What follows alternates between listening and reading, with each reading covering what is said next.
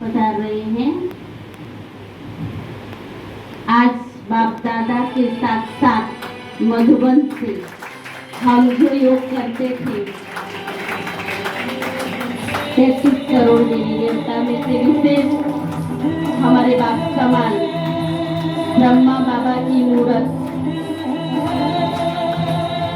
बड़े भाई के रूप में जो अनेक चुनौतियों को भी सामना करके ब्रह्मा बाप समान तपस्वी मूर्त भाई साहब की आंखों से बाप दादा सुख शांति की किरणें दे रहे हैं, हमारी भुरकुटी में जा रही है, हमारे पूरे बॉडी को हीलिंग मिल रही है। ये मधुबन की प्रकाश, मधुबन की रोशनी अव्यक्त बाप दादा के कितने न साल का मिलन बाप दादा की आंखों से भाई साहब की आंखों से हो रहा है। देखते रहे, दृष्टि देते रहे। आज हवा के अंदर खुशबू है, आज आकाश के अंदर बारिश है। भले तूफान आया, आंधी आया, लेकिन हमारे बीच में जो देवता है उनको कोई रोक नहीं पाया। ऐसे हमारे वरिष्ठ भाई साहब को बहुत बहुत थैंक्स। आते ही पहले इस सेंटर को याद करते हैं, हम जैसे छोटी बहनों का ख्याल रखते हैं। इससे हमारे वरिष्ठ भ्राता जी का बहुत बहुत करतल ध्वनि से हम स्वागत करते हैं, स्वागत करते हैं, स्वागत करते हैं। ऐसे भी इस गुलदस्ते के अंदर भाई साहब का बहुत ही हर वक्त पूछते रहते हैं फुलवाड़ी का, और भाई साहब का भी विशेष नजर है। तो बाप दादा आपको ये ड्यूटी शायद दिए। हम ये देखा है कि जिस वक्त हम संकल्प करते हैं उस दिन भाई साहब का फोन आता ही है। अभी भी संकल्प किया और भाई साहब का फोन आया एक रात को। मैंने भाई साहब को बोला, भाई साहब टेलीपैथी हुई और कई बार हुआ है। तो क्या है विशेष मधुबन की नजर, विशेष वरिष्ठ जो बाबा ने आजकल तो भी वरिष्ठ में भाई साहब है, तो उनकी विशेष नजर हम लोग पर है। ओम शांति। ऐसे हमारे वरिष्ठ भाई साहब से हम आज के अनमोल महावाक्य सुनेंगे।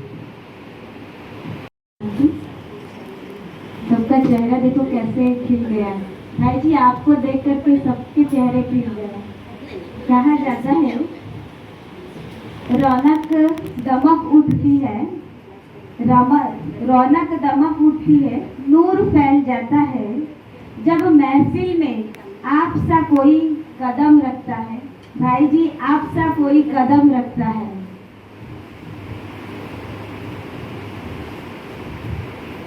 खास भाई जी का जो बाबा के घर में सेवाएं चल रही है उसके ऊपर है। भाई जी कुछ ऊपर नीचे होगा तो छोटी बहन समझ के संभाल लीजिएगा। सीए सिर्फ सीए नहीं होता है, सीए सिर्फ सीए नहीं बनता है, एक गहना बनता है। पर गहना बनने के लिए सोने को आखिर भी तपना पड़ता है।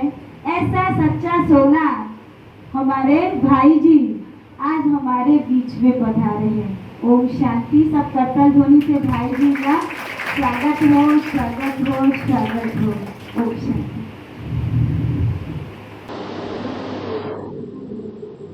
आज क्या सुनना चाहते हैं आप? गीता या भागवत? गीता वो ज्ञान की बात और भागवत वो भगवान के साथ का अनुभव। तो आप गीता सुनना चाहते हैं या भागवत सुनना चाहते हैं? भगवान ने क्या अनुभव कराया हमें प्रैक्टिकल में?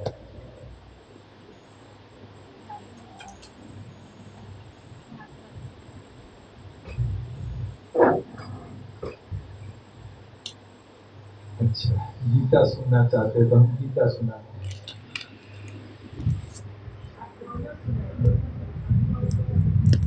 आप लेट हो जाएंगे, दोनों सुनाएंगे तो क्योंकि हमारी भागवत इतनी लंबी है।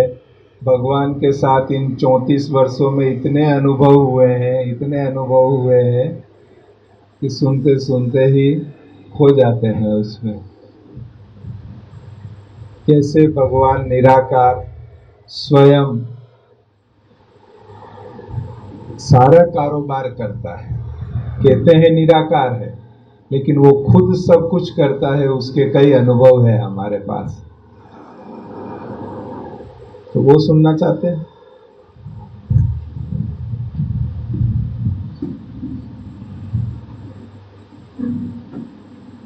मैं शुरुआत करता हूं कि ज्ञान में कैसे आया। बचपन से धार्मिक प्रवृत्ति थी, कथा सुनना, मंदिर जाना, जैसे नॉर्मल होता है परिवार में, वो सब करते थे। जब बीकॉम उदयपुर राजस्थान, वहाँ उसके पास में मेरा गांव है, तो वहाँ से हम संडे को घर जाते थे।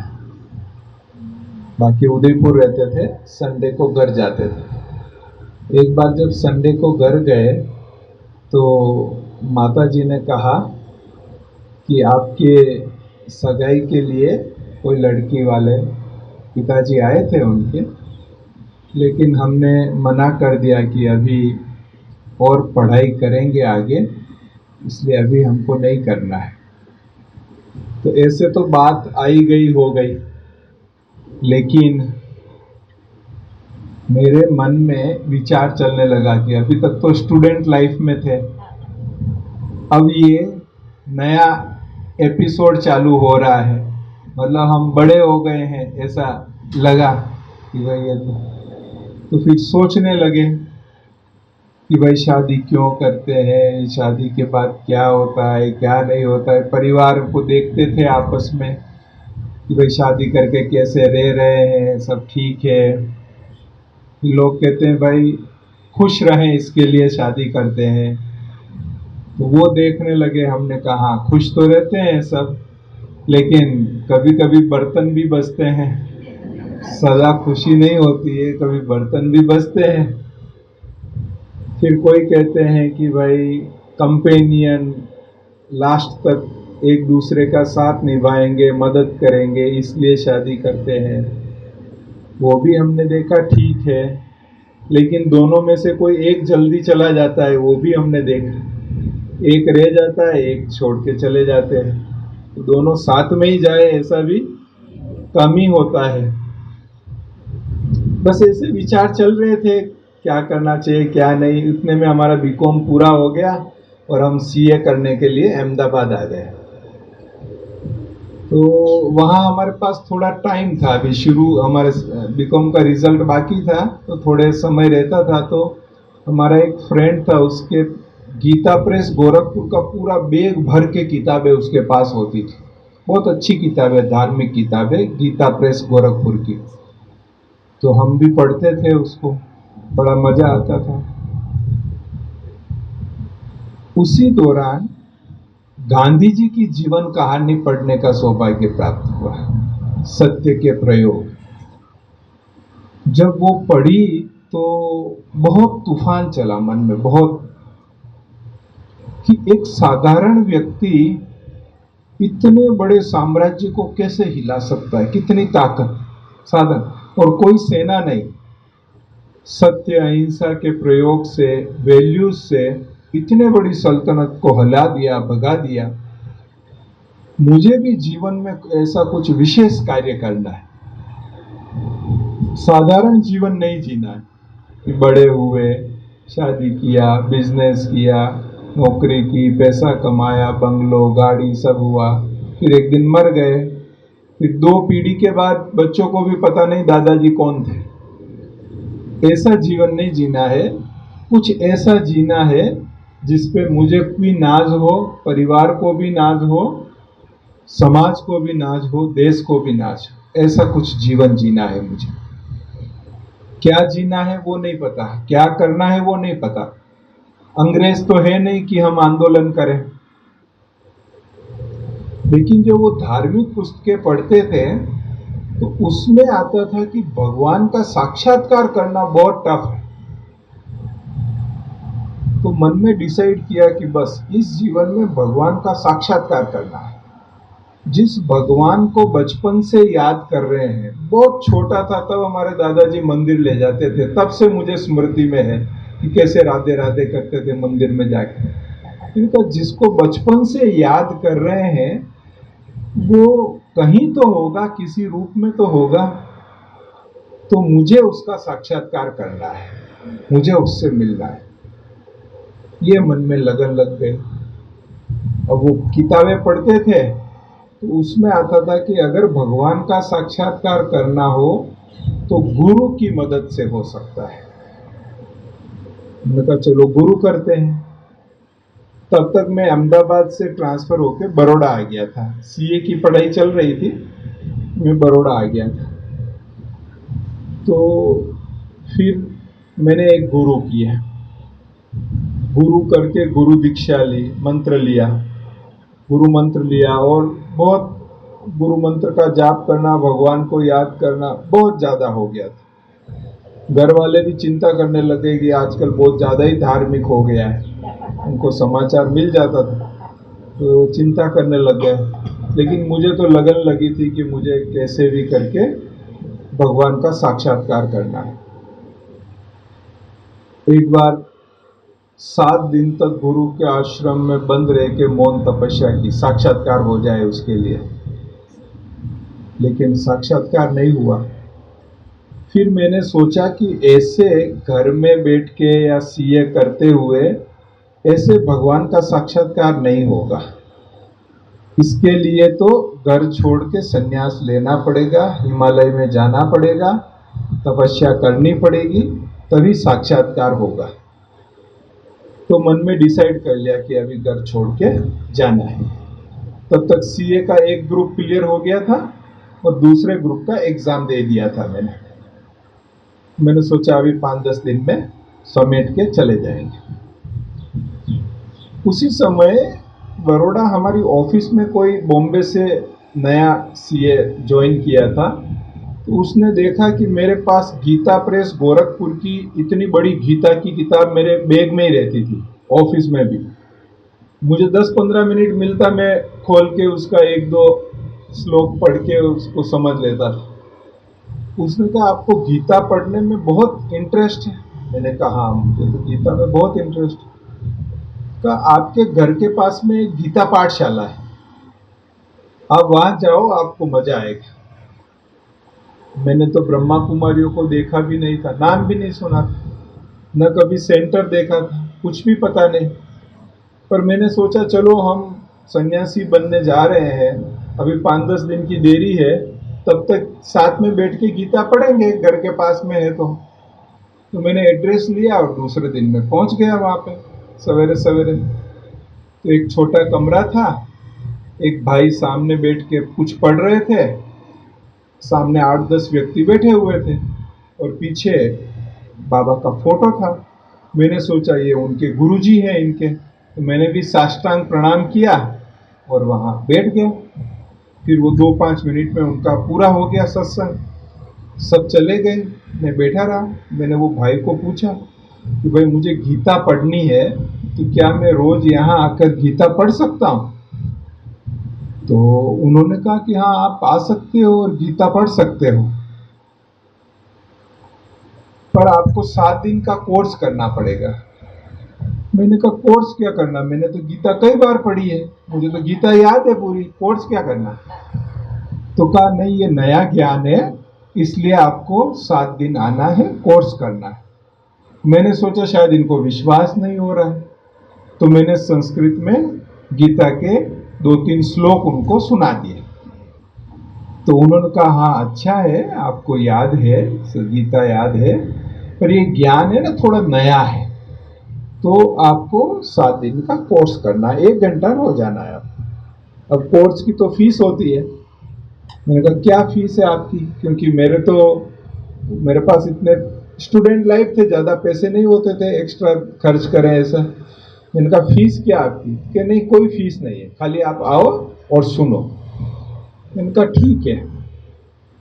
मैं दूसरे दिन गया, उन्होंने 8 बजे बुलाया, मैं 8 बजे गया। फिर कहा देखो यह प्रजापिता ब्रह्मा कुमारी ईश्वरीय विश्वविद्यालय है। विश्वविद्यालय मतलब यूनिवर्सिटी, तो इसमें डिग्री दी जाती है, जैसे मेडिकल की डिग्री, लॉ की डिग्री, ऐसे यहाँ देवी देवता की डिग्री दी जाती है।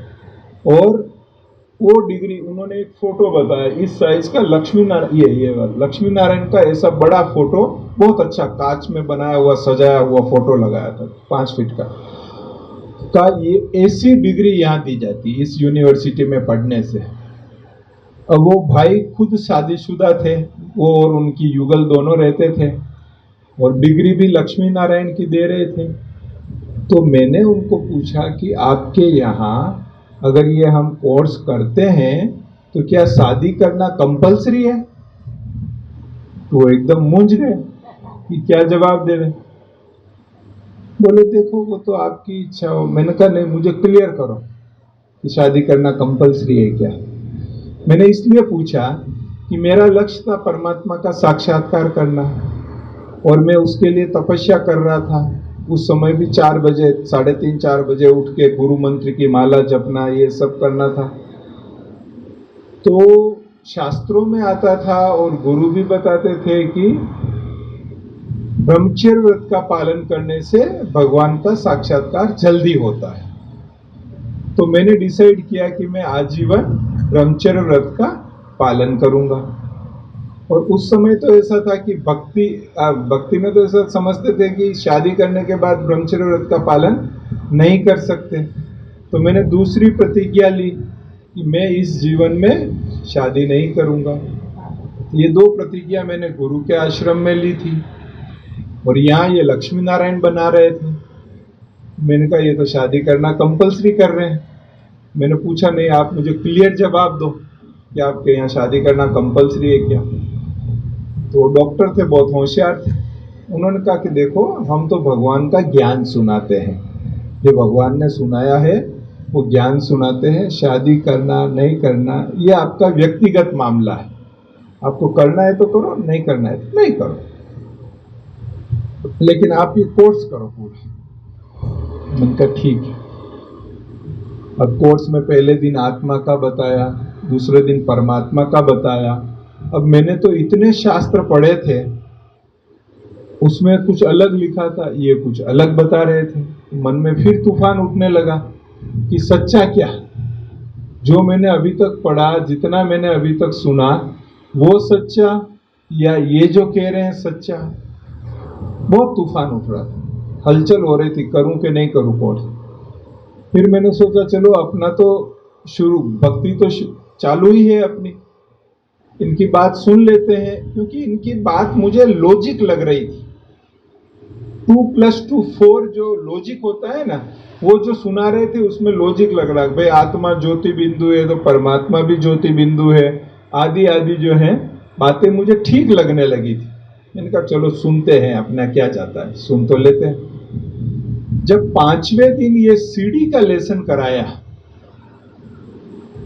तो सीढ़ी के लेसन से ज्ञान बिल्कुल क्लियर हो गया, एकदम क्लियर हो गया ज्ञान। ऐसा स्पष्ट हो गया जैसे बादलों के फटने से सूर्य की रोशनी धरती पर आ जाती है, ऐसे ज्ञान सूर्य की रोशनी सीधी आत्मा पर पड़ी। और जो साक्षात्कार की मुझे इच्छा थी, वो जैसे साक्षात परमात्मा, साक्षात बाबा मुझे मिल गया, वो अनुभूति हुई कि हाँ साक्षात भगवान मिल गया मुझे, जिस साक्षात्कार के लिए मैं तड़प रहा था। उनका यही ज्ञान है जिसके लिए मैं तलाश कर रहा था। और उस दिन मेरी भक्ति ऐसे पूरी हुई जैसे कि मैंने भक्ति की नहीं, ऐसे भक्ति पूरी हो गई। फिर मैं 7 दिन का कोर्स पूरा किया। 8वें दिन उन्होंने कहा आप मुरली क्लास में आना। मैं मुरली क्लास में गया। फिर क्लास पूरी हुई, उसके बाद उन्होंने सामने बुलाया कि अपना परिचय दो। अब मुझे ज्ञान एकदम क्लियर हो गया था कि मैं आत्मा हूँ, ये मेरा शरीर है, ये सारा चीज हो। तो परिचय में भी मैंने यही कहा कि इस शरीर का नाम ललित है, सीए की पढ़ाई पढ़ रहा हूँ, अभी बाबा जो कहेंगे वैसा जीवन में बनाना है, ऐसे।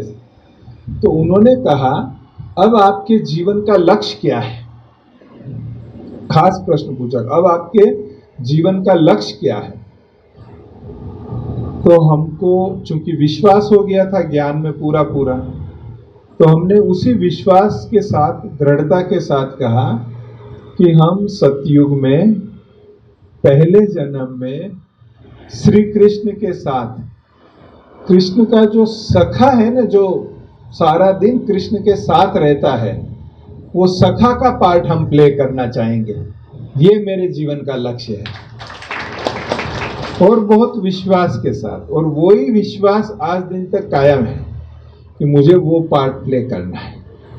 लक्ष्मी बनना है, नारायण बनना है, वो मैंने नहीं रखा लक्ष्य, लेकिन मुझे श्री कृष्ण का सखा बनना है, जो उसके साथ पार्ट प्ले करूंगा। अब देखो, जीवन में लक्ष्य रखने से क्या फायदा होता है। क्योंकि लक्ष्य पक्का था, आज दिन तक पक्का है, तो एक छोटी सी पाठशाला में मैं कोर्स किया। उसके बाद परिवार वालों का विरोध शुरू हुआ। मैं बाबा को कहता था, बाबा श्री कृष्ण विश्व महाराजन बने, क्योंकि उन्होंने सारे विश्व की सेवा की, इसलिए वो विश्व महाराजन बने। और मैं तो ये पाठशाला में मैं ज्ञान सुन रहा हूं, मैं कब विश्व की सेवा करूंगा? तब तो मैं कृष्ण का सखा बन सकूंगा। तो ऐसे सेवा आपको कैसे करानी है आप कराओ, मैं हाजिर हूं, आपको जैसे करानी है आप कराओ, लेकिन मुझे विश्व सेवा करनी है और कृष्ण का सखा बनना है। तो लक्ष्य पक्का होने से बाबा ने मुझे पाठशाला से सब सेंटर में ले गया, सब सेंटर से सेंटर में ले गया, सेंटर से सब जोन में ले गया, सब जोन से जोन में ले गया, और जोन से मधुवन में ले गया, और मुझे मधुवन में बिठा दिया सेवा में। और मधुवन में भी अकाउंट्स डिपार्टमेंट में बिठाया, जहां पर पूरे भारत के सभी सेंटर्स का ऑडिट होता था। सभी बहनें ऑडिट कराने के लिए वहां आती थी, और हमारे सामने बैठ के हम अकाउंट चेकिंग करते थे, और वो बैठती थी। मुझे इतना नशा चढ़ता था कि जिन देवियों के दर्शन करने के लिए भक्त कितना कष्ट उठाते हैं, तपस्या करते हैं, भूखे रखते हैं, पैदल चलते हैं, कितनी मेहनत करते हैं, वो देवियां स्वयं सामने से चलकर मुझे दर्शन देने के लिए मेरे पास आ रही है। कितना बड़ा सौभाग्य है मेरा, ये मुझे नशा चढ़ता था। तो ऐसे पूरे भारत के साथ बाबा ने मुझे कनेक्ट कर दिया, और जब बीज से जुड़ते हैं तो जाड़ से जुड़ जाते हैं। अभी सरोज बेन से जुड़े तो आप सबसे जुड़ गए, तो सबसे जुड़ गए ऐसे। फिर रमेश भाई जी जो हमारे मैनेजिंग ट्रस्टी थे, चार्टर्ड अकाउंटेंट थे, उनके साथ 20 साल सेवाएं की मैंने। तो जब उन्होंने 2017 में देह त्याग किया, उसके बाद सारे विश्व के सेवा केंद्रों की सेवा का सौभाग्य मिला, तो सारे विश्व के साथ जुड़ गया। तो एक लक्ष्य रखने से बाबा कैसे उन्नति कराता है, ड्रामा कैसे मदद करता है, परिवार का कैसे सहयोग मिलता है, वो हमने प्रैक्टिकल में देखा। और ये यात्रा हमारी वहां से पाठशाला से शुरू हुई। मेरा सेकंड ग्रुप का रिजल्ट आया, मैं पास हो गया। पर मैंने सोचा कि मैं तो भगवान को ढूंढ रहा था और सन्यासी बनने वाला था, अब तो भगवान मुझे साक्षात मिल गए हैं।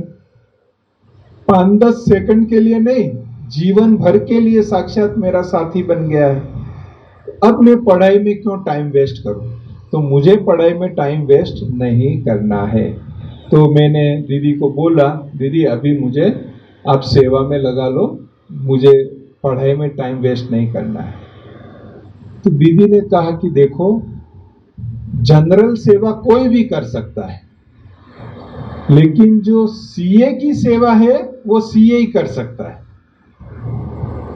इसलिए आप ये नहीं सोचो कि पढ़ाई में टाइम वेस्ट हो रहा है, लेकिन आप मन लगा के पढ़ाई करो, बाबा आपकी डिग्री से सेवा कराएगा। ये बहन जी के मुख से निकला। कि बाबा आपकी डिग्री से सेवा कराएगा। मैंने कहा ठीक है।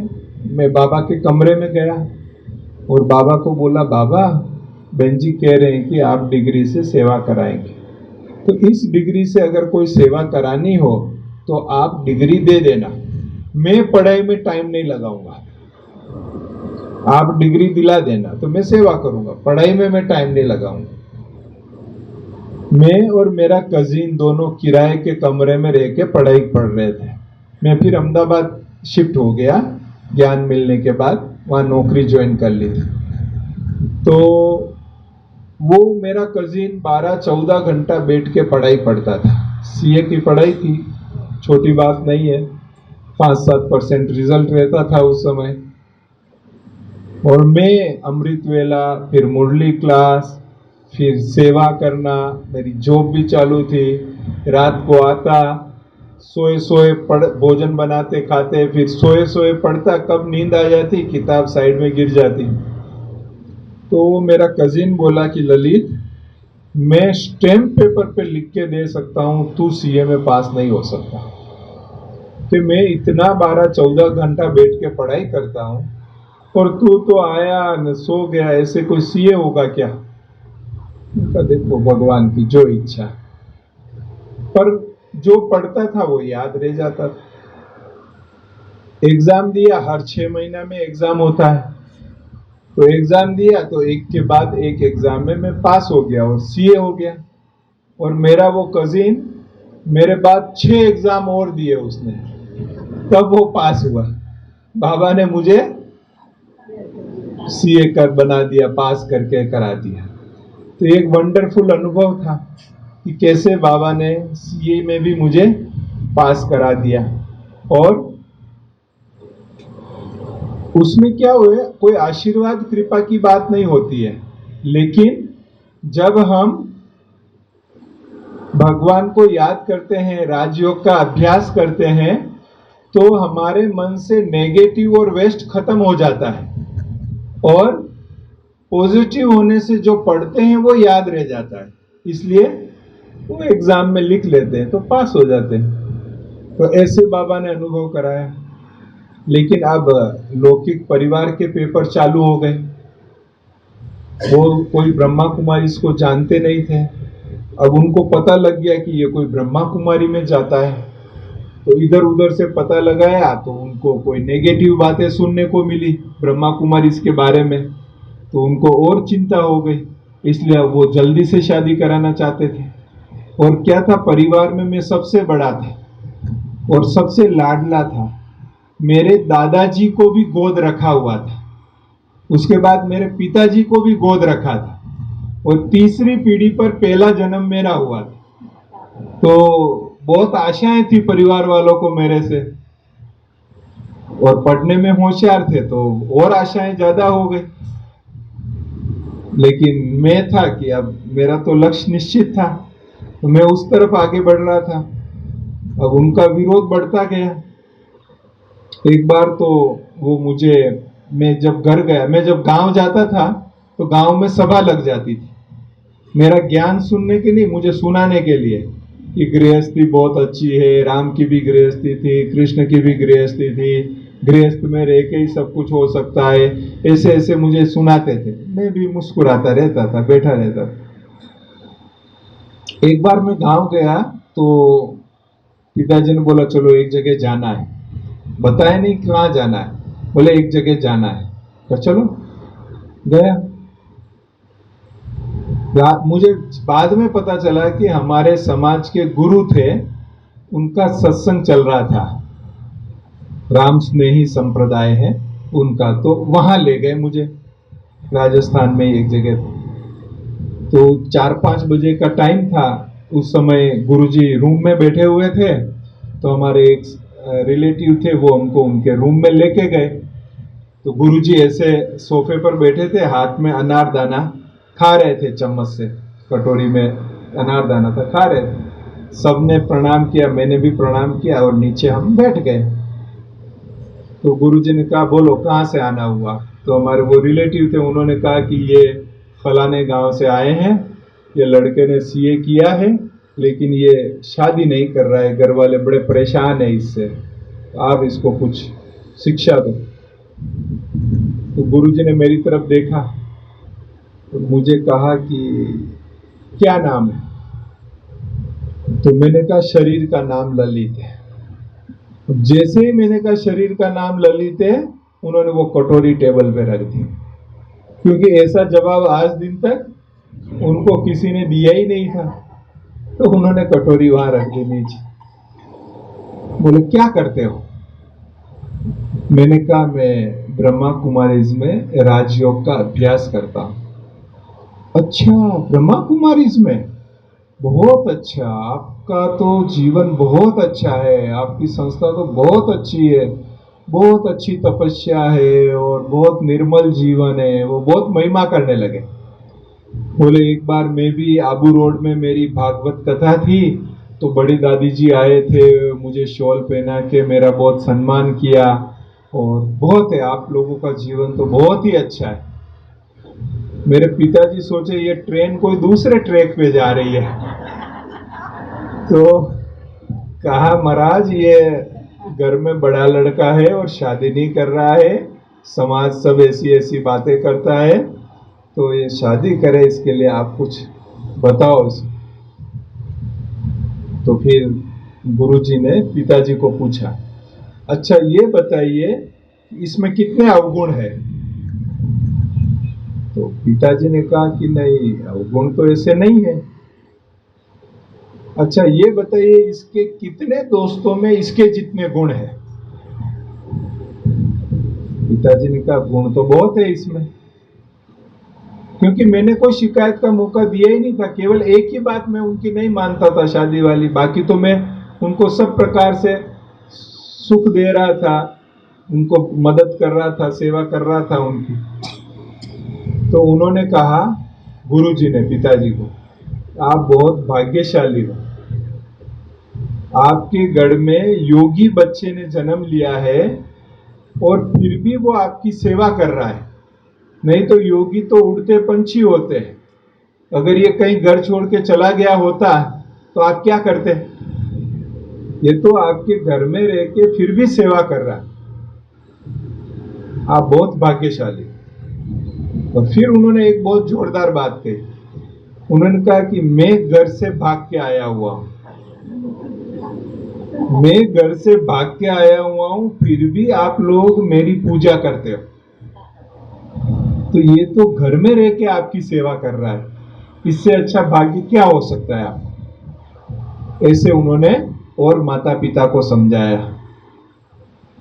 फिर मुझे कहा कि आज आप यहीं रुकेंगे, सत्संग, रात को सत्संग होगा, फिर यहीं रुकेंगे?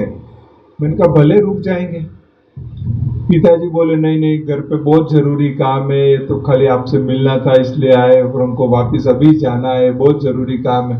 पिताजी को लगा कहीं यहीं नहीं रह जाएगी इसलिए ले गए, चले गए वहां से हम। उसके बाद उन्होंने कई प्रकार के उपाय किए कि मेरी शादी हो जाए, रोते थे बहुत, वो कई चीजें होती थी परिवार में। मैं यही समझता था कि अभी तक इनको परमात्मा का परिचय नहीं मिला है, समझ में नहीं आया है, इसलिए ये विरोध कर रहे हैं। जिस दिन इनको समझ में आ जाएगा उस दिन ये भी मदद करेंगे। फिर वो एक लंबा चैप्टर चला, उसमें बहुत हाई लेवल का पेपर भी आया, बाबा ने उसमें से भी मुझे पास कर दिया और वो फाइल फिर क्लोज हो गई। इधर माताजी पिताजी भी आबू आए तो उन्होंने सारा कुछ देखा, उसके बाद उनको भी अच्छा लगा तो वो भी सहयोगी बन गए। पर इसी बीच पिताजी को हमको बहुत गुस्सा आता था मेरे पर, ऐसे ही मतलब थोड़ा स्वभाव भी ऐसा था। एक बार मैं घर पे गया तो मुझे बोला, मतलब मेरे से छोटी 2 बहनें हैं और एक छोटा भाई, हम 4 भाई बहन हैं। तो मेरे से जो छोटी है उसकी शादी पिताजी ने करवा दी थी जब मैं सीए कर रहा था, और उससे छोटी जो है उसकी शादी के लिए वो लड़का ढूंढ रहे थे पर कहीं सेट नहीं हो रहा था। ज्ञान में तो कोई थे नहीं, तो वो लड़का ढूंढ रहे थे पर कोई सेट नहीं हो रहा था। तो मैं जब घर पे गया तो मेरे पर गुस्सा किया पिताजी ने कि तू ब्रह्मा कुमारी में जाता है ना, इसलिए तेरी बहन से कोई शादी नहीं करता है। अब इसके लिए लड़का ढूंढना और इसके शादी का खर्चा करना ये तेरे ऊपर है। मैंने कहा ठीक है। मैं बाबा के कमरे में गया और बाबा को बोला, बाबा पिताजी ने ये काम सौंपा है, आप देख लेना। मैं जब से ज्ञान में आया तब से दो बातें मैंने बहुत पक्की की। एक बात थी कि हर बात निमित बहन को पूछ के करने का, ये पक्का किया था कि हर बात निमित बहन को पूछ के करने का। और दूसरी बात पक्की की कि कुछ भी कोई भी काम देवे, चाहे घर में, ऑफिस में, सेंटर पर, दोस्त कोई भी काम देवे तो बाबा के कमरे में जाके बाबा को बता देने का, बाबा को सौंप देने का, बाबा आप जानो और बाबा कराएगा। बाबा के साथ एक एग्रीमेंट साइन किया। चार्टर्ड अकाउंटेंट हूं ना, तो एग्रीमेंट साइन करता रहता हूं। तो बाबा के साथ एक एग्रीमेंट साइन किया कि आप जो कहेंगे वो मैं करूंगा। एग्रीमेंट की पहली लाइन, आप जो कहेंगे वो मैं करूंगा, मेरा कोई छोटा मोटा है तो आप कर लेना। ये बाबा से एग्रीमेंट साइन कर लिया। तो जब पिताजी ने ये काम सौंपा तो बाबा के कमरे में जाके बाबा को बोल दिया। उस समय मैं अहमदाबाद में जॉब कर रहा था। थोड़े दिनों के बाद सेंटर पर दीदी ने बताया कि ललित भाई, मधुबन से पत्र आया है विश्व रतन दादा का, आपको अकाउंट सेवा के लिए 15 दिन के लिए बुलाया है, तो क्या आप जाएंगे सेवा में? मैंने कहा दीदी जरूर जाऊंगा, ये तो मेरे लिए सौभाग्य की बात है कि मधुबन में और अकाउंट सेवा मिल रही है, तो मैं जरूर जाऊंगा। बोले लिख दूं मैं? मैंने कहा हाँ लिख दो। मैं ऑफिस गया और एप्लीकेशन लिखी 15 दिन की छुट्टी के लिए, और जो मेरे जनरल मैनेजर थे उनको दिया कि भाई मुझे 15 दिन की छुट्टी चाहिए। बोले नहीं मिलेगी छुट्टी। मैंने कहा ये मेरे लिए बहुत इंपॉर्टेंट अवसर है, लॉटरी है मेरे लिए, मुझे चाहिए। बोले हम आपको 15 दिन छुट्टी नहीं दे सकते, आप कहीं दूसरी जगह नौकरी ज्वाइन की होगी आपने और यहाँ से आप छुट्टी लेके जा रहे हो वहाँ। मैंने कहा नहीं, मुझे सेवा में जाना है आबू में। बोले नहीं, आपको 2-3 दिन छुट्टी चाहिए तो हम दे देंगे, 15 दिन तो हम नहीं देंगे, आपकी जवाबदार पोस्ट है। मैं अपने केबिन में गया, रेजिग्नेशन लेटर लिखा और इस्तीफा ला के पकड़ा दिया उनको कि लो भाई मैं आपकी नौकरी नहीं करनी है मुझे। वो मेरे सामने देखने लगा कि पागल हो गए हो, इतनी अच्छी जॉब छोड़ के जा रहे हो। मैंने कहा जॉब मुझे और मिल जाएगी, लेकिन मेरे लिए आबू जाना ये मेरे बहुत बड़े भाग्य की निशानी है, मुझे जाना है। आखिर उसने इस्तीफा मंजूर किया, मैं आबू चला गया। 15-20 दिन सेवा की, वापिस अहमदाबाद आया। अब मैं किराए के कमरे में रहता था, तो कमरे का किराया भी देना, अपना खर्चा भी निकालना, बहन की शादी के लिए भी पैसा इकट्ठा करना, और नौकरी भी चली गई। पर मैं निश्चिंत था। मैंने कहा भगवान का काम है, भगवान कराएगा, जैसे करना है कराएगा। तो मैंने बहन जी से पूछा, मैं जैसे बताया ना हर चीज बहन जी को पूछ के करने का। मैं समर्पित नहीं था तो भी जूता भी लाना था तो बहन जी को पूछ के लाता। बहन जी ये जूता लाना है, लाऊं? क्यों? क्योंकि बाबा निराकार है, तो उसको डायरेक्ट, और मैं ज्ञान में नया नया था तो उसको डायरेक्ट पूछ के कैसे करे मुझे पता नहीं था। तो मैंने कहा बाबा ने निमित्त बनाया बहन जी को, तो बहन जी जो कहेंगी वो बाबा ने कहा, यही समझ लेने का। उसमें अगर कुछ गलती हो गई, कुछ नुकसान हो गया तो बाबा और बहन जी जवाबदार, हमने तो पूछ के किया, हम तो फ्री हो गए। मैं निश्चिंत हो जाता था पूछ लेने के बाद। तो मैंने उनसे जब पूछा तो उन्होंने, मैंने कहा बहन जी अभी मेरे पास 3 ऑप्शन है। पहला ऑप्शन है कि मैं अहमदाबाद में दूसरी नौकरी ढूंढ लूं। दूसरा ऑप्शन है कि मैं विदेश में कहीं नौकरी का ट्राई करूं। उस समय कहीं 1-2 जगह ऐसी बातें चल रही थी, तो मैंने कहा वहां ट्राई करूं। और तीसरा ऑप्शन है कि अपना खुद का सीए का ऑफिस करूं, आप जो कहोगे मैं करूंगा। तो बहन जी ने 1 सेकंड बाबा को याद किया, फिर कहा कि आप अपना खुद का सीए का ऑफिस करो। मैंने कहा ठीक है बेन जी। अब मैं सोचने लगा कि बेन जी ने बोल तो दिया सीए का ऑफिस करो, लेकिन उसके लिए कहीं ऑफिस किराया भी लेना पड़ता है, उसकी डिपॉजिट, उसका हर महीने का रेंट, फिर वहाँ फर्नीचर बनाना, और वो सब करने के बाद भी कोई क्लाइंट भी तो होना चाहिए। मैं तो नया था अहमदाबाद में तो किसकी ऑडिट करेंगे, कोई होगा तो ऑडिट करेंगे। पर मैंने कहा बेन जी ने बोला मतलब बाबा ने बोला, ठीक है। तो मैं जिस कमरे में किराए पर रहता था उसी के एड्रेस पर अपने विजिटिंग कार्ड छपाए और अपने फ्रेंड्स को, रिलेटिव्स को डिस्ट्रीब्यूट कर दिए कि भाई मैंने सीए का ऑफिस शुरू किया है, कोई काम हो तो बताना। ऐसे ही जनरल बता दिया, उनको इन्फॉर्म कर दिया। अब देखो 1000 हाथ वाला कैसे काम करता है। भक्ति में हमने बहुत महिमा गाई, भगवान की बहुत महिमा गाई, वो 1000 हाथ वाला है, वो सब सर्वशक्तिवान है वो, लेकिन अनुभव इतने नहीं हुए। लेकिन ज्ञान में अनुभव करने का समय है कि वो 1000 हाथ वाला कैसे काम कराता है। तो मुझे 20 दिन हुआ ये ऑफिस चालू किए को, और मुझे इतना काम मिला कि जिसकी फीस मेरे सारे साल की सैलरी के बराबर होती थी। 20 दिन में ही उतना काम मिल गया। मैंने कहा वाह बाबा वाह, कमाल कर दिया। लोगों का 1-1, 2-2 साल तक खर्चा भी नहीं निकलता, और आपने 20 दिन में ही मुझे इतना काम दिला दिया जो मेरे पूरे साल की सैलरी के बराबर था। मैं निश्चिंत हो गया, बाबा को थैंक्स कर रहा था। अभी 10 दिन और निकले, मतलब 1 महीना हुआ, और अहमदाबाद का एक सीनियर चार्टर्ड अकाउंटेंट मेरे पास आया, जो पहचानते थे मेरे को। मेरे को कहा ललित भाई आपने प्रैक्टिस शुरू किया? मैंने कहा जी। क्योंकि आज आप मेरी ऑफिस आना 11 बजे। ठीक है, मैं 11 बजे ऑफिस गया।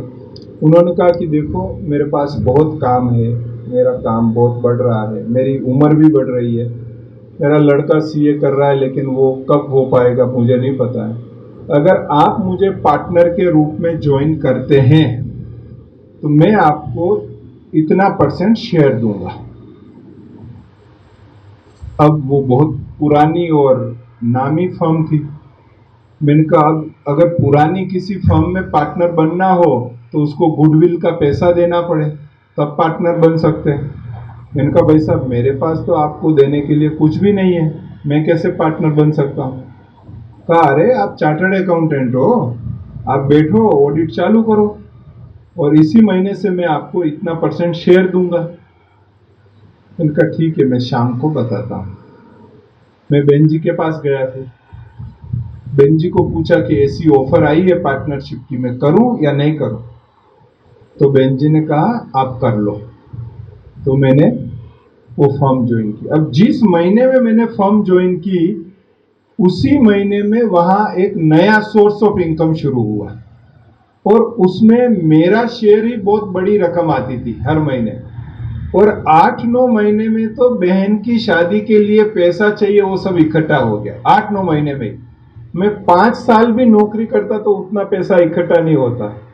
जो बाबा ने नौकरी छुड़वा के प्रैक्टिस चालू कराई और 8-9 महीने में इकट्ठा हो गया, और एक बहुत अच्छा परिवार मिल गया, बहुत अच्छा लड़का मिल गया। तो शादी हुई, बहुत धूमधाम से शादी हुई।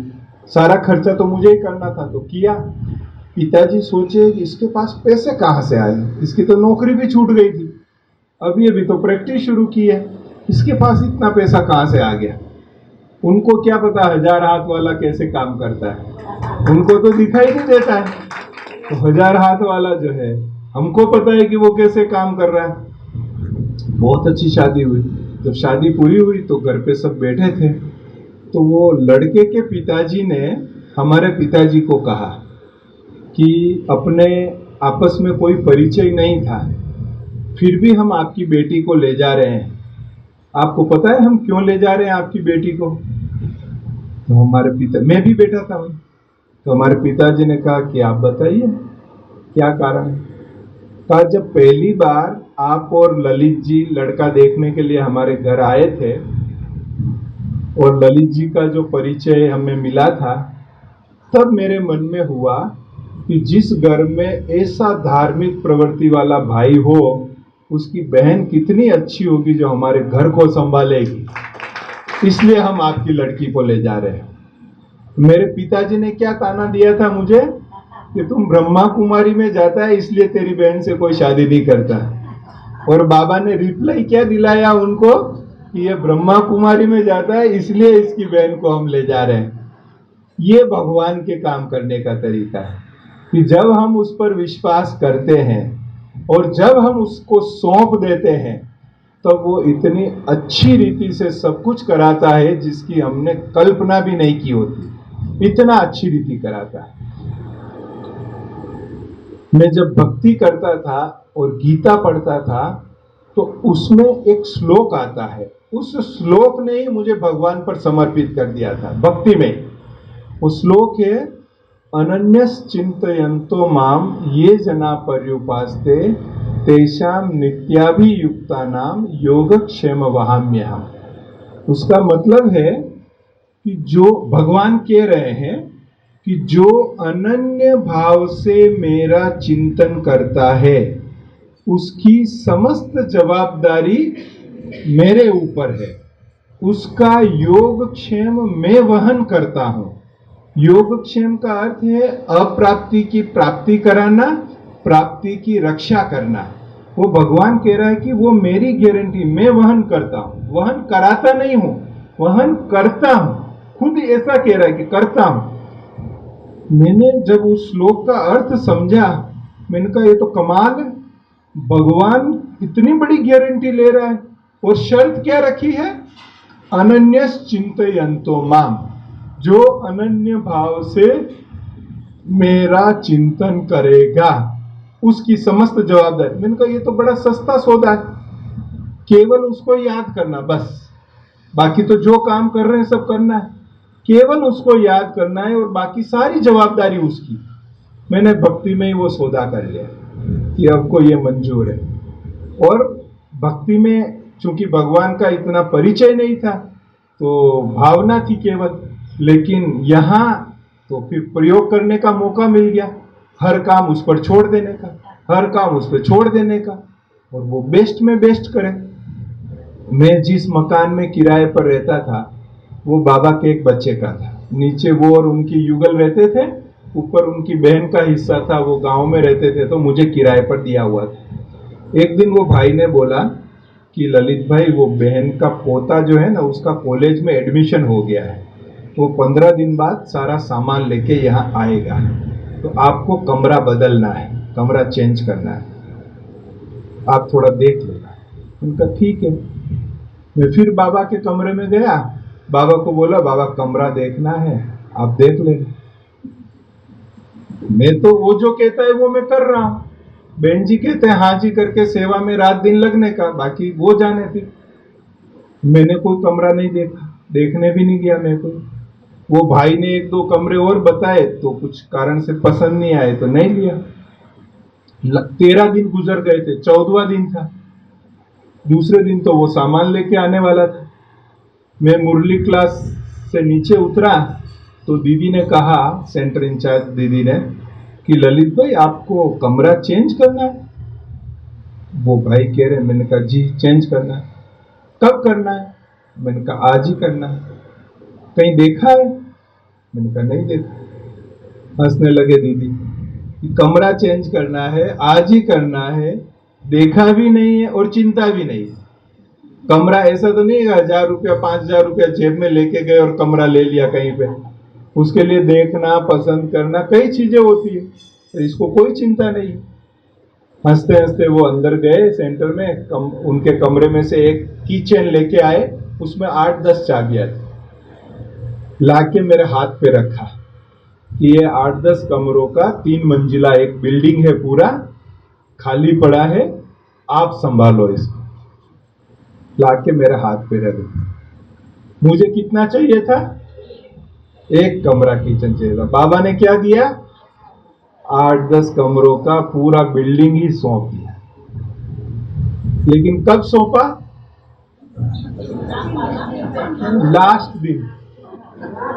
लास्ट दिन दिया। बाबा चाहता तो पहले भी दे सकता था, लेकिन मेरे निश्चय की परीक्षा थी, तो मैं भी ऐसा ढीठ कि उसके ऊपर ही डाल दिया सब, आपको जो करना है सो करो, निश्चिंत हो गया। तो बाबा ने वो पूरा करा लिया। तो लास्ट विश्वास होना चाहिए और होगा लास्ट तक। जैसे भक्ति में एक बताते हैं ना कि वो हाथी जो है पानी पीने उतरा और मगरमच्छ ने उसका पैर पकड़ लिया, फिर पानी में खींच लिया, केवल सूंड जितनी बाहर रही तो उसने कमल तोड़ के विष्णु को अर्पण किया, तो तुरंत चक्र लेके विष्णु ने आ गए और उसको मगरमच्छ का विनाश किया लास्ट मोमेंट में। लेकिन निश्चय है तो भगवान को करना ही पड़ता है, निश्चय होना चाहिए हमारा। एक गांव में एक गुरुजी थे, कथा कर रहे थे, कथा में भगवान की बहुत महिमा कर दी कि नदी के बीच से भी आपको बाहर जाना है तो आप जा सकते हो, नदी रास्ता दे देगी, भगवान पर विश्वास है तो देखो प्रहलाद बच गया, ये हो गया वो हो गया, बहुत महिमा की। कथा पूरी हुई, सब अपने अपने घर गए। शाम को गुरुजी नदी पर नहाने जा रहे थे, देखा दूर से एक व्यक्ति कोई पेड़ पर चढ़ रहा है उतर रहा है। गुरुजी को लगा ये क्या कर रहा है, वो नजदीक गए। नजदीक गए तो देखा एक तलवार ऐसे जमीन पर खड़ी है और एक व्यक्ति पेड़ पर चढ़ रहा है फिर उतर रहा है। तो गुरुजी ने उसको पूछा, भाई ये तुम क्या कर रहे हो, ऊपर चढ़ रहे हो नीचे उतर रहे हो। उसने कहा महाराज आप भूल गए। तो क्या भूल गए? कि आपने आज कथा में कहा था ना कि अगर नीचे तलवार भी खड़ी हो और आप पेड़ से गिरोगे तो भगवान आपको बचा लेगा। महाराज को याद आया कि हाँ मैंने आज कथा में कहा तो था, कहा हाँ मैंने कहा था, तो मैं बस वही प्रयोग कर रहा हूं। तो क्या अच्छा प्रयोग कर रहे हो, तो फिर आप ऊपर चढ़ते हो तो तलवार पर गिरो ना, उतरते क्यों हो वापिस? तो उसने कहा कि मैं ऊपर चढ़ के तलवार को देखता हूं, गिरने के लिए ही चढ़ता हूं मैं, कि भाई चढ़ के मैं तलवार पर गिरूं, प्रयोग करूं। लेकिन जब मैं तलवार देखता हूं ऊपर से तो मन में विचार आता है कि वो आएगा कि नहीं आएगा, वो आएगा कि नहीं आएगा। गुरुजी ने कहा वो नहीं आएगा। जहां संशय है वहां वो नहीं, लेकिन जहां निश्चय है वहां वो हाजरा हजूर है। सब कुछ छोड़ के वो आएगा और वो करेगा आपकी मदद। बस केवल विश्वास की बात। मेरे जीवन में ऐसे सैकड़ों अनुभव है, सैकड़ों, कि जब बाबा ने मुझे इतनी मदद की जो कल्पना के बाहर थी। मतलब जो हो सकता है ऐसा लगता ही नहीं था कि हो सकता है, लेकिन लास्ट मोमेंट पे वो काम हो जाता है। तो ये भगवान के साथ के अनुभव, इसका पार्ट 2 नए मकान में सुनाएंगे। नया मकान लेना है ना, जब कितने देखो कंजस्टेड हो गया है वेद प्रकाश भाई, कंजस्टेड हो गया है कितना। तो अभी नया लेना है ना, वो देखो सीढ़ियों पर बैठे हैं, बहने बार बार उठना पड़ रहा है सब। तो अभी आज बाबा का विशेष दिन है ना, यज्ञ का, मम्मा का विशेष दिन है, यज्ञ का विशेष दिन है, तो जरूर कुछ न कुछ बाबा कमाल करेगा और आप सबको बहुत अच्छा स्थान बाबा देगा, जहां बहुत अच्छी सेवाएं आप सब कर सकोगे। ये आज के दिन हमारी गुड विशेष, और इसका पार्ट 2 तब सुनाएंगे आपको। ओके, ओम शांति।